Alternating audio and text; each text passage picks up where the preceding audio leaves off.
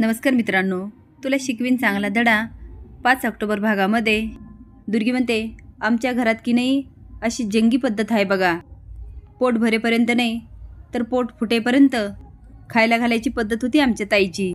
आता मला वाटायलं ही ताईची जेवणाची पद्धत तुम्ही आता बदलायला. चंची म्हणते, नाहीतर काय. चारू म्हणते, अहो एवढं काय झालंय, खीर आहे अजून, आणि हवं तर ही सगळी खीर खा, आणि अजून पाहिजे असेल तर मी बनवून देते. दुर्गी म्हणते, हां म्हणजे आम्ही आदाशी आहे असं म्हणायचं की काय तुम्हाला, आणि सगळं खीर खाण्यासाठी चाललंय असं वाटायले का, आणि तुम्ही खीर करेपर्यंत आम्ही वाट बघायची का. चारू म्हणते, अहो असा कितीसा वेळ लागतो, मी करते. दुर्गी म्हणते, नाही नाही नाही, काय बी गरज नाही, मला काय हौस नाही खीर खायची. ह्या माझ्या लेकीला खीर आवडते म्हणून इकडे घेऊन आले. आता एवढी समधी खीर तीच संपवणार, मी काय पातीलच चाटू. चारू म्हणते, अहो असं काय करताय, किती खीर आहे बघा ना, आणि खरं तर अजून मी पण खीर खाल्ली नाही. पाहिजे तर माझ्या वाटणीची तुम्ही खीर खाऊन घ्या, मग तर झालं. दुर्गी म्हणते, आम्ही काय दारावर आलो का तुमच्या वाटणीची खीर दान करायला. माझ्या वाटणीची खीर ह्या पातेल्यात का नाही, आणि तुम्ही समध्यांसाठी का नाही खीर केली, बोला की. चारू म्हणते, अहो बघा की. तुम्ही काय बघायचं, त्यांचे बघितलं का, यांच्या राज्यामध्ये आता जेवणासाठी पण भांडावं लागल, प्रत्येक गोष्ट भांडून मिळवावी लागणार. चारू म्हणते, अहो तुम्ही एवढ्याशा गोष्टीचा किती इश्यू करताय. दुर्गी म्हणते, झालं, करायचं तुम्ही, बोलायचं तुम्ही, आणि आम्ही इश्यू केला म्हणायचा. पक्क्या राजकारणी आहात तुम्ही. अधिपती जायला लागतो. अक्षरा दारलो म्हणते, माझ्याशी बोलल्याशिवाय असं नाही जाऊ शकत तुम्ही. तो म्हणतो, काय बोलायचं, बोलून बोलून या विषयाचा पार स्वतः झालाय. मला फॅक्टरीत जायचंय, उशीर होतोय. अक्षरा म्हणते, का तुम्हाला एवढा राग येतो, का रागवता, नका ना चिडू एवढं. अधिपती म्हणतो, अहो मला तुमचा रागच येत नाही, मला फक्त ह्या विषयाचा राग येतो, बाद झालो आता. ती म्हणते, अहो तुम्हाला ह्या विषयाचा राग येतो तरी हा विषय मी पुन्हा पुन्हा काढते, तुम्हाला का कळत नाही आहे. अधिपती म्हणतो, मग बस करा विषय, का कळून घेऊ अर्थ. ती म्हणते, अधिपती साधी सोपी गोष्ट आहे, त्यांच्याशी फक्त सौम्यपणे वागा, एवढं काय त्यात. तो म्हणतो, मास्तरीबाई तुमचं पण त्या चारुलता मॅडमसारखं झालं आहे, त्यांना मी 10 वेळा सांगितलं तो विषय काढू नका, आणि तुम्हासने बी 10 वेळा सांगितलं ते विषय काढू नका, पण तुम्ही काय विषय सोडत नाही. चला आता फॅक्टरीत चला, आणि तिथं पण हाच विषय काढा. अक्षरा म्हणते, थांबा, असं चिडून रागावून घराबाहेर नाही पडायचं कधी, मला नाही आवडत.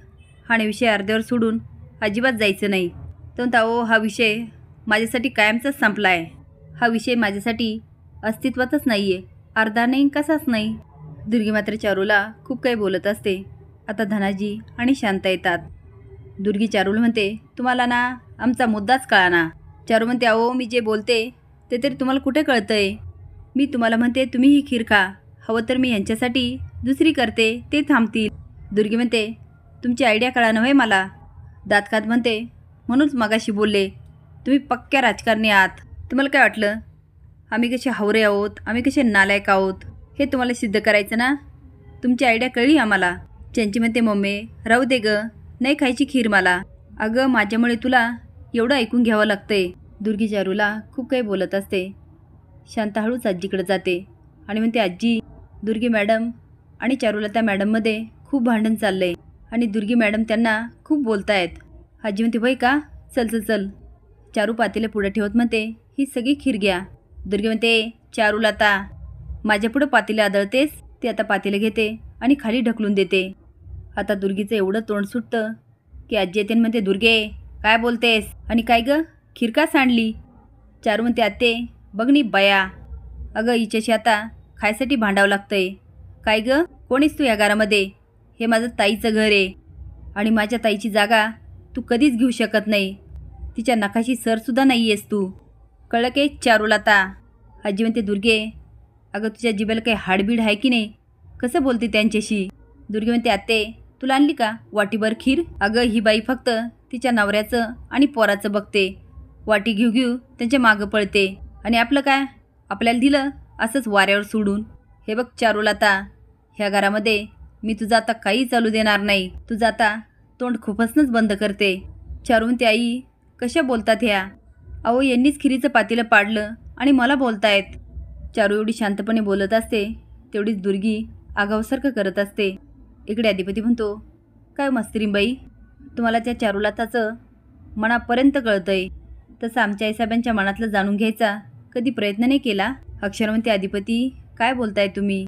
अहो, भुवनेश्वरी मॅडमबद्दल मला आजीने सांगितलं आणि त्यांच्याबद्दलचा आदर दुपटीने वाढला. तेव्हा मला कळालं भुवनेश्वरी मॅडमने तुमच्यासाठी काय काय केलं. आता अधिपतीचे डोळे अक्षरासाठी मऊ पडतात.